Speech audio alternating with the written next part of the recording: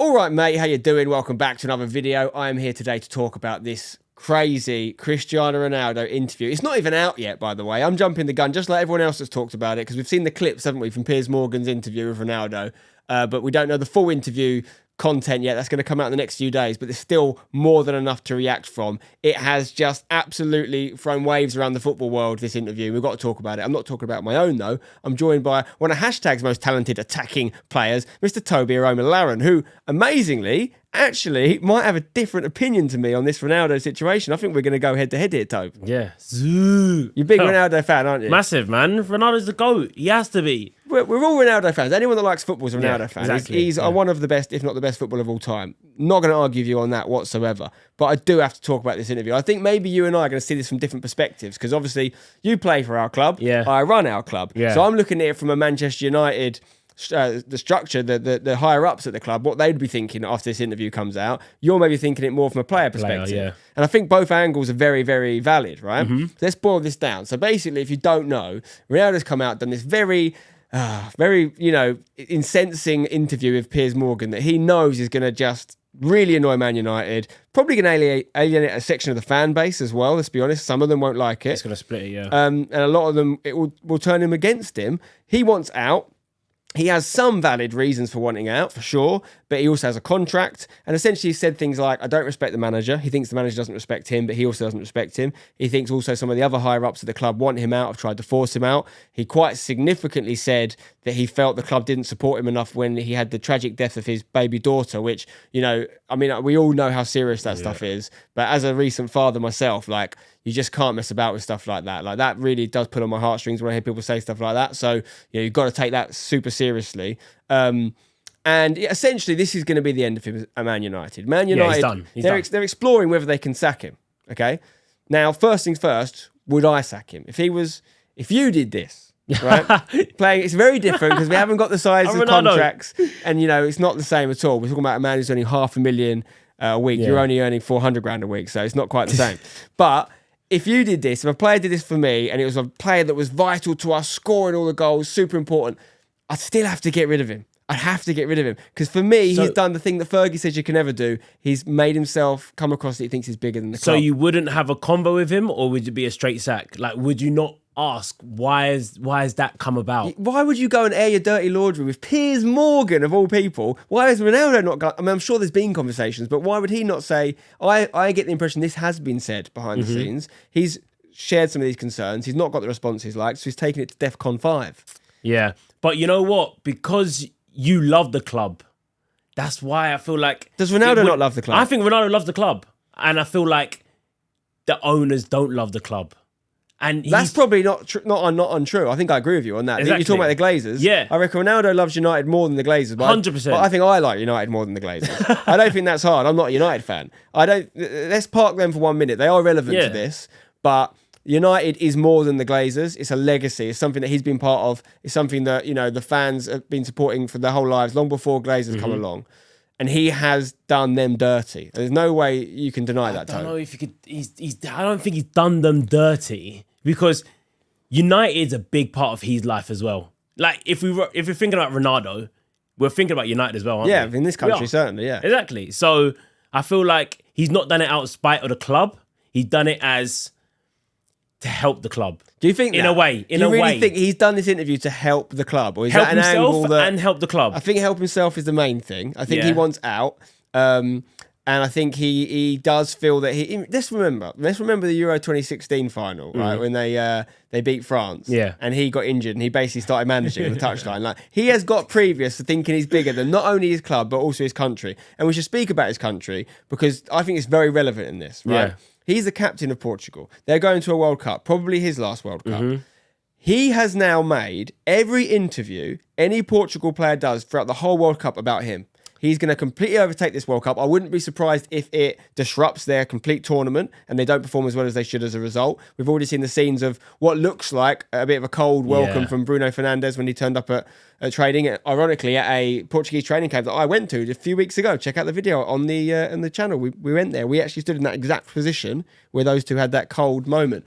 So I don't think you can even disagree with me that what he's done is not good for Portugal. I agree. I don't know if... We won't know until they actually start playing.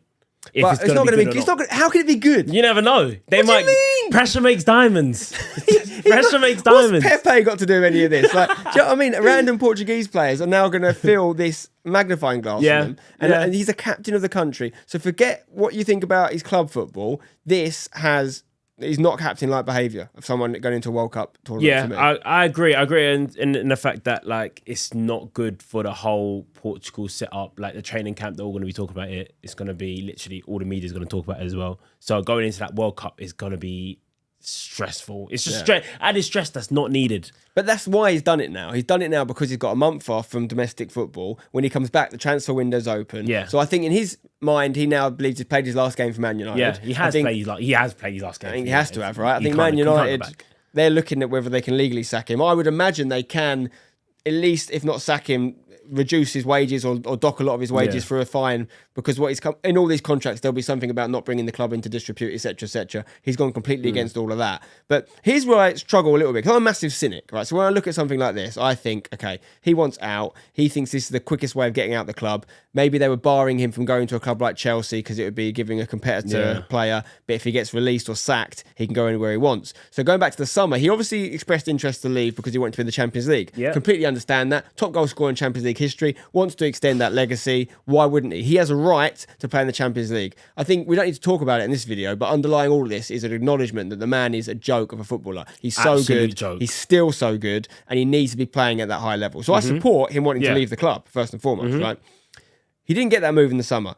I would guess, and I don't know this for sure, but I would imagine there were plenty of clubs interested in him in the summer, but I think a big obstacle would have been his pay, what he's on, about $500,000 a week. And I imagine there would have been some opportunities for him to go to some clubs whereby he would have had to take a sizable reduction in his wage, and he wasn't prepared to do that because he had a contract with United. So maybe there were some conversations about United perhaps making up the difference, which clubs often do when they have to get rid of high earning players. And United didn't want to do that. They didn't want to pay him 100, 200 grand a week to not play for them. So that opportunity came and went. Then he's not been getting played by Ten Hag. Now, we talked about this off camera. I'm going to ask you again now. Do you think Eric Ten Hag, knowing what his task is at Man United and what he's done so far, slow start, but he's picked up massively now, do you think he's making a mistake in his use of Ronaldo as a manager? Looking at it, I think Ten Hag is doing well without Ronaldo. Yes. He probably does better managing the team without Ronaldo. Yep. But when you have a player like Ronaldo, he has to play.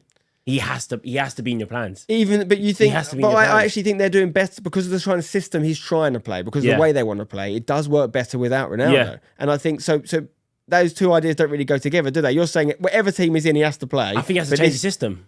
I think he has to change the system to suit Ronaldo. Yeah, because last season, Ronaldo got 24 goals. Yeah. All comps. 6 goals in 7 games in Champions League. Yeah. For a player of that caliber, he has to be up top. But they never should have signed him.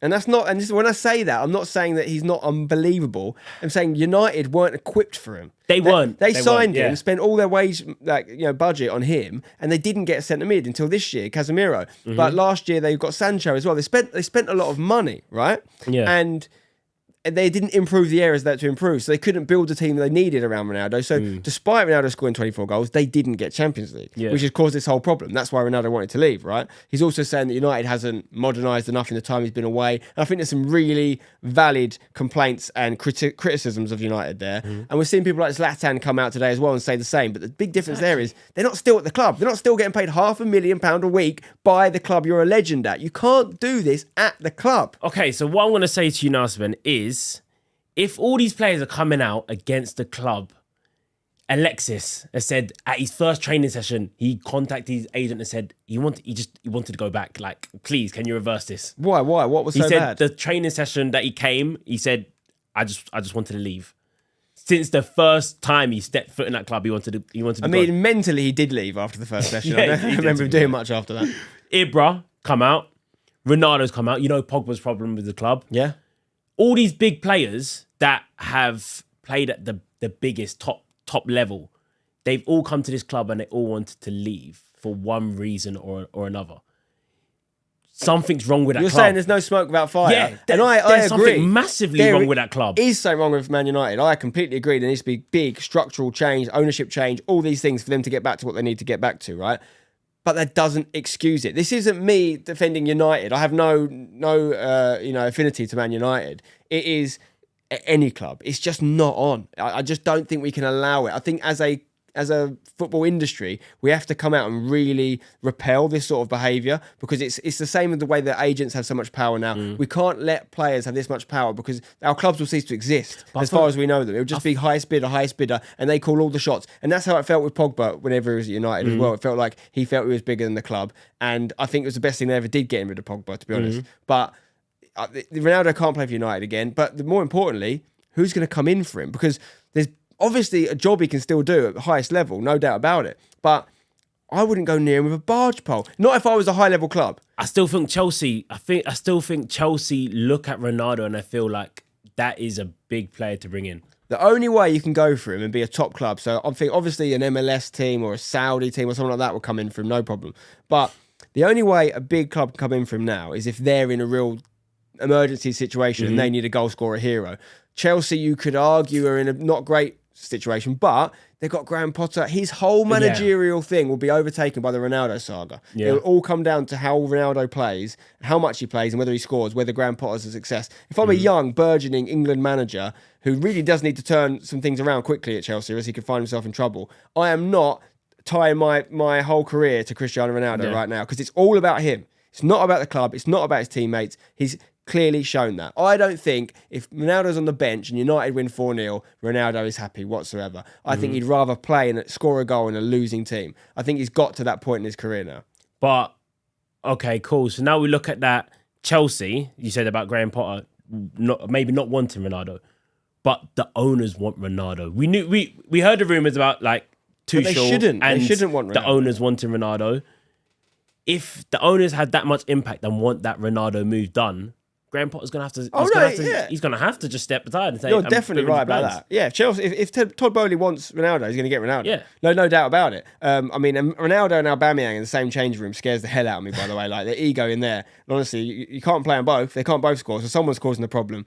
Like, it'll have to be Aubameyang going to have to take a step. No, but that's the problem. That's why you don't let the fox in the hen house. They never should have got Aubameyang, because he's been thrown around from clubs left, right and centre. Like, he's just a mercenary to score goals. And that he does score, to be fair. He does score, but I feel like that's what Ronaldo is now. Honestly, this interview has really been like a kind of benchmark moment for me in where I feel about Ronaldo. It's really just gone... It was always a little bit close to the line. I always had super respect for him and like just a joke of a man. I never really come down on the Messi-Ronaldo debate. I don't think you need to. You can love them both. Yeah. But he has just twisted. Now, I'm not saying that Messi wouldn't do this in the same scenario. He was at Barcelona. They needed him to leave, ultimately. He was very sad. He was crying at the press conference. But he did ultimately leave because he wanted to get as much money as possible. I don't judge him for that. Football's a short career. And even though these guys are hundreds of millions of pounds, it's their right to maximise their income. But it was a completely different scenario there. Barca weren't saying, we'd love to hold on to you. They were like, look, he was kind of not scapegoated, but he was almost able to save Barcelona in a way by leaving, because they needed to get their money off the wage budget and register their new players. But if Messi's in this situation, I think he does the same thing. I think he does. I think every top player does the same thing. I don't think every top player can get away with it. I think there's a couple of people that have got egos this size to do it. I think Ronaldo, Messi, probably Zlatan if he ever needed to. Pogba would definitely probably do this. Although he never did when he was at United, and he had his problems at United. He never felt the need to do this. No. He did do some explosive... I mean, Lukaku did that interview at Chelsea last year, which caused a lot of problems. But like, I feel like you kind of need to have that selfish aspect about you if you're going to be a top player and want to push on. Like, as sad as it sounds, I feel like you kind of need to. I think there's the selfishness like as a striker and taking chances and all those things. Yeah, of course. But selfishness, putting yourself ahead of the team, ahead of the best interests of the club, of your employers, of your national team, I don't think there's any way back for that. And I personally would not touch him. And I'm not... That's me saying my rival club, if I was running a Premier League club, could take him on. And I'm very well aware he could score 30 goals for that club and cost me the title. But I think there's bigger things at play here. There is just... It's not win at all costs for me. It's actually enjoying a job, working with people that you respect and respect you. Yeah. And until yesterday or 2 days ago, that was Ronaldo. He was fine. I'd have him. But now, I could never have him. But you don't know what's gone on in that club, though. What if there's no respect to Ronaldo?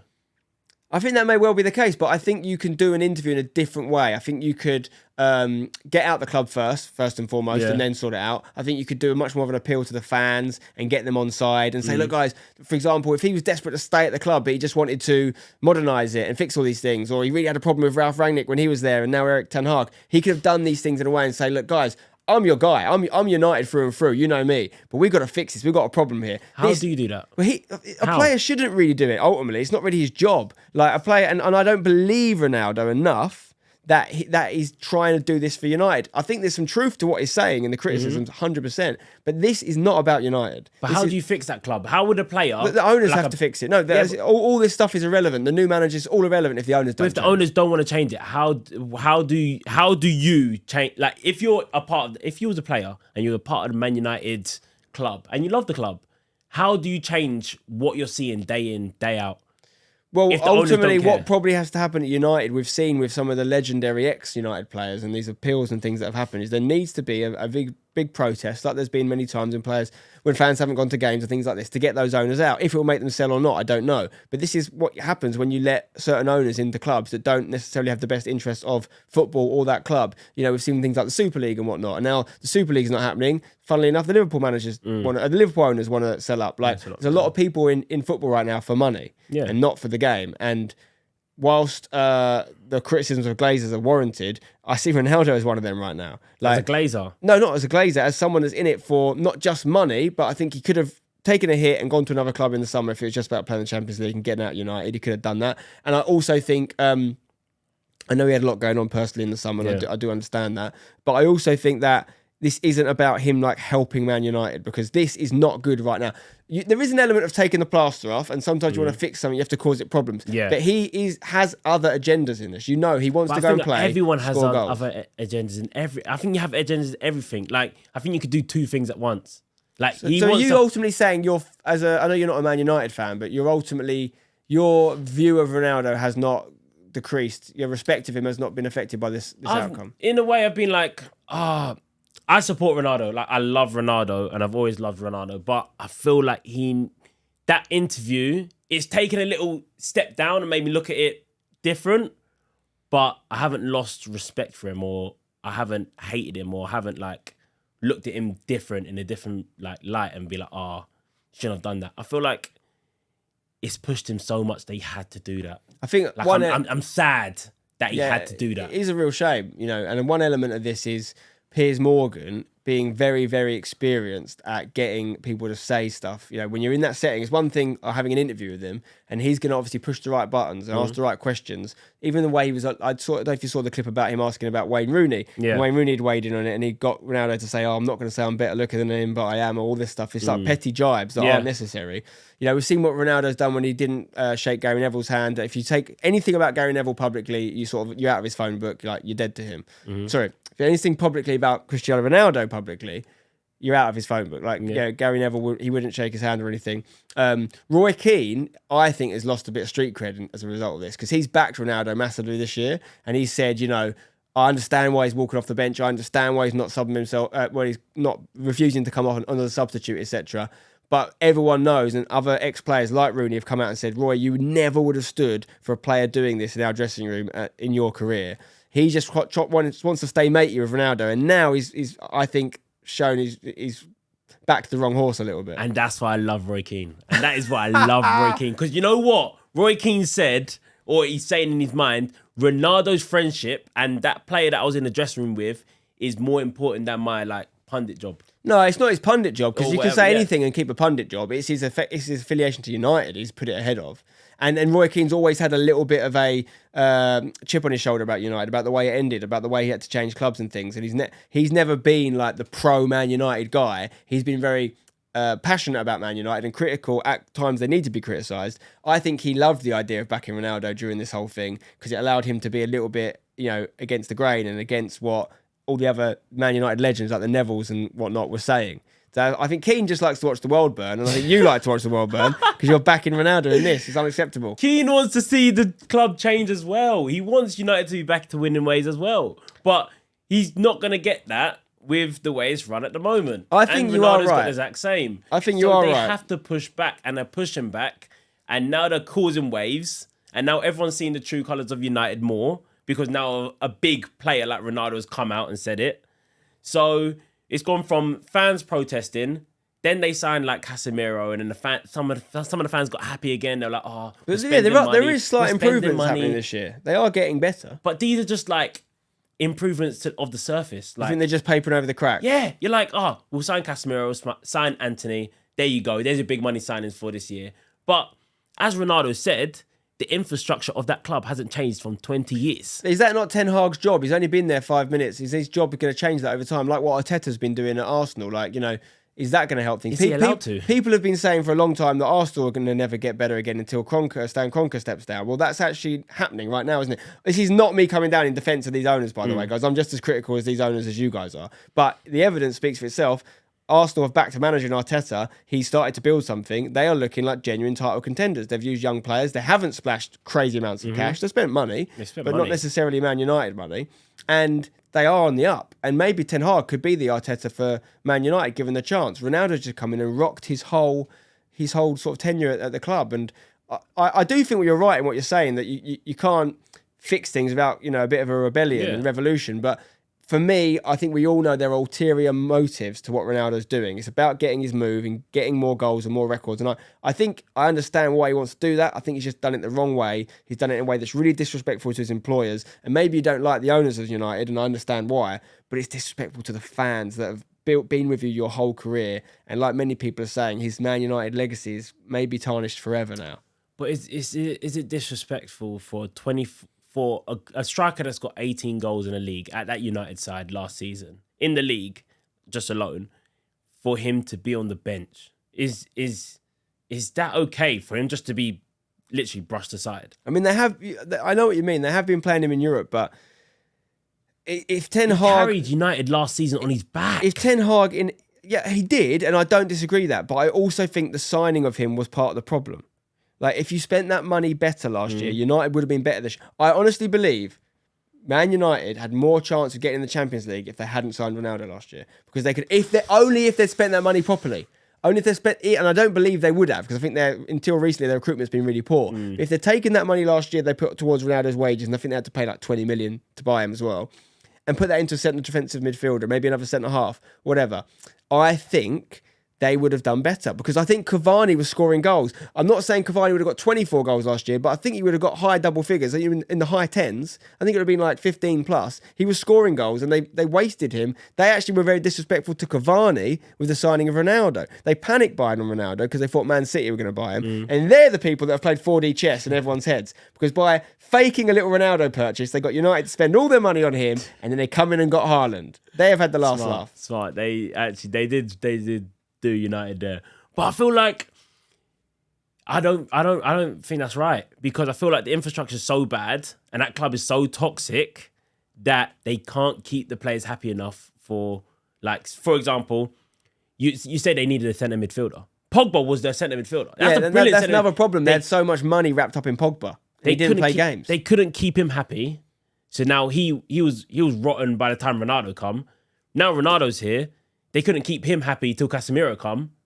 So was the problem? Like this, but it was circle. I think it was about the amount of money they had tied up in these players. They couldn't get Casemiro until Pogba went, because there was so much wages he was on, and Pogba was on so much wages. And unlike Ronaldo, he was never really not getting picked. He was just injured all the time, and he's not played a game for Juve. You know, I feel he's like not going to the World Cup. He's been injured the whole time. Injury thing. I feel like not many people actually get injured to this. I think there's stuff behind it. You think that they're not? It's like a cover up. Like, if you just don't want to play, like, to keep their value. Like, if you say that I don't want to play, then his value goes down. Like, you know what I mean? So they're injured instead. So they'll be like, oh, he's injured. But I don't think... I don't believe it. I don't believe it. I think we could both... Well, maybe we won't agree on this because you're looking at it from a player perspective, but if you're paying a player that sort of money and they don't want to play, you've got a real problem there, and you're going after the wrong people. And yes, you might have problems at your club, but you need to be doing a certain amount of due diligence about the characters you're bringing into your club, because if they should never be down in tools like that on this sort of money. I think it's unacceptable. But look, we could talk about this all day. It's been very interesting talking to you about this, Toby. Definitely get you back in again soon. But you're ultimately saying you're not that judgmental of Ronaldo. You think maybe he could have gone about it a different way, but you do support him. You still understand what he's doing. I think he's absolutely mugged off Portugal in their World Cup by doing this. Unacceptable.